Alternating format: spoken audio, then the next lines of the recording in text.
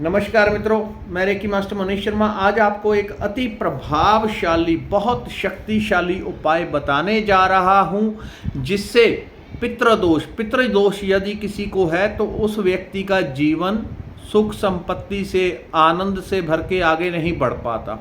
वो व्यक्ति कुछ भी कर ले, कैसा भी कर ले, उसका जीवन आगे बढ़ नहीं पाता। वो जितना काम करेगा उसको आधा भी रिटर्न नहीं मिलती, जो करेगा फेलियर होती है।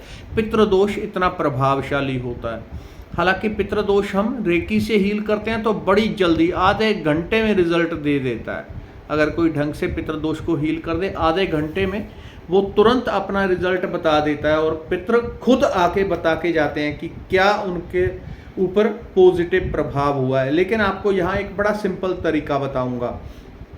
पितृदोष का नाश हो जाता है। जैसे ही पितृदोष का नाश होगा जीवन में बड़ी तीव्रता से ग्रोथ आएगी, जीवन बहुत तेजी से आपका आगे बढ़ने लग जाएगा। शारीरिक बीमारियां, कष्ट, नेगेटिविटी, बहुत चीज़ें होती हैं तो वो सब दूर हो जाती हैं। पितृदोष दूसरा जो जीवन में सबसे बड़ी फेलियर की एक समस्या होती है, उसके पीछे एक महत्वपूर्ण कारण होता है ग्रह दोष। ग्रह दोष के लिए लोग हजारों रुपए, लाखों लाखों रुपए, और पितृदोष के लिए भी लाखों लाखों रुपए खर्च कर देते हैं। तब जाके उनका प्रभाव थोड़ा या ज़्यादा कम हो पाता है, जीवन में थोड़ी ग्रोथ कर पाते हैं। लेकिन उसके लिए लाखों रुपए खर्च कर देते हैं। सबके पास इतना पैसा नहीं होता कि इतना पैसा लगा के वो इन प्रभावों को दूर कर सके, ग्रहों के प्रभाव को दूर कर सके, पितरों के प्रभाव को कर सके। तो उसके लिए आपको बड़ा सस्ता उपाय बताने जा रहा हूं, जिसमें 5 से 10 रुपए का बड़ी मुश्किल से आपका खर्चा होगा, ज़्यादा से ज़्यादा, और प्रभाव इतना शक्तिशाली होता है कि वो जीवन में चीज़ें दिखाती हैं। क्योंकि जो आपको बता रहा हूँ ये हमारे शास्त्रीय जो हैं बहुत बड़े बड़े एक तरह से उपाय हैं, टोटके हैं, आप कुछ भी कह लें, जो कि क्विक प्रभावकारी होते हैं, हमारी जीवन ऊर्जा को जड़ से क्लीन करने वाले होते हैं। उसी का ये प्रभाव है जो कि पूर्णिमा पे किया जाता है। इसको करने का बहुत सिंपल और आसान तरीका है, सिर्फ नहाना होता है कुछ चीज़ें डाल करके। वो क्या क्या है और कैसे करना है, तो ये प्रभाव जो आपको इसी तरह से मैंने कुछ दिन पहले पापनाशक प्रभाव एक टोटका बताया था, जिसमें कुशा जो कि उंगली में डाली, उंगली पवित्री बना के उंगली में डाली जाती है, उसका आसन भी होता है, वो करंट रोधी होती है। तो वो जल में डाल के यदि कोई नहाता है रोज अथवा कुछ दिन भी, तो उसके पिछले किए हुए ऐसे पाप जो वो जीवन में दोबारा ना दोहराए, उन पापों से मुक्ति मिल जाती है। अगर उन पापों को व्यक्ति दोबारा दोहराता है तो वो फेल हो जाता है, वो आगे जो है अपना रिजल्ट नहीं देता। आप जानबूझ के रोज रोज वही पाप करेंगे और पाप धुल जाएंगे, तब वो काम नहीं करता। लेकिन एक बार प्रायश्चित किसी के मन में हो कि दोबारा ऐसे पाप नहीं करूँगा, तो उसको पूरा उससे रिजल्ट मिलता है। आज का ऐसा ही प्रयोग है।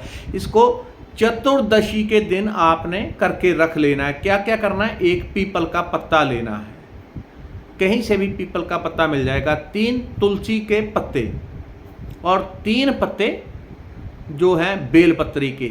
3 पत्ते बेलपत्री के, अर्थात एक बेलपत्री में इस तरह से 3 पत्ते होते हैं, 1 2 3, एक बेलपत्री में 3 पत्ते होते हैं। तो ये 3 नहीं होता, ये एक ही गिना जाता है जिसमें 3 पत्ते होते हैं। इस प्रकार के 3 पत्ते आपको लेने हैं।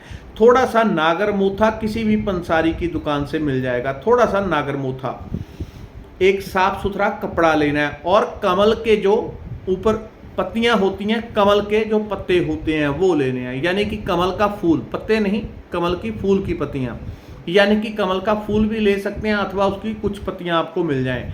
एक गुलाब का पूरा फूल, गुलाब का फूल, ठीक है। इन चीज़ों को लेके आपने चतुर्दशी के दिन, पूर्णिमा से एक दिन पहले कपड़े में बांध के रख लेना है। और साथ में 21 दूर्वा डलेगी, 21 दूर्वा, एक पीपल का पत्ता, 3 तुलसी के पत्ते और 3 बेलपत्र के, 21 दूर्वा और थोड़ा सा नागरमोथा।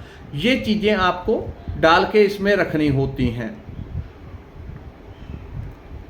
गुलाब और जो मैंने पहले बताया कमल का जो है फूल या उसकी कुछ पत्तियां, ये सब आपको डाल के कपड़े में बांध लेना है। उसको चतुर्दशी के दिन एक दिन पहले बांध के रख लेना है। अगले दिन पूर्णिमा के दिन जब आप नहाएंगे, उस कपड़े को आप बाल्टी में रख देंगे, नहाने से पहले बाल्टी में रख देंगे, कम से कम 5-10 मिनट वो पड़ा रहे उसमें।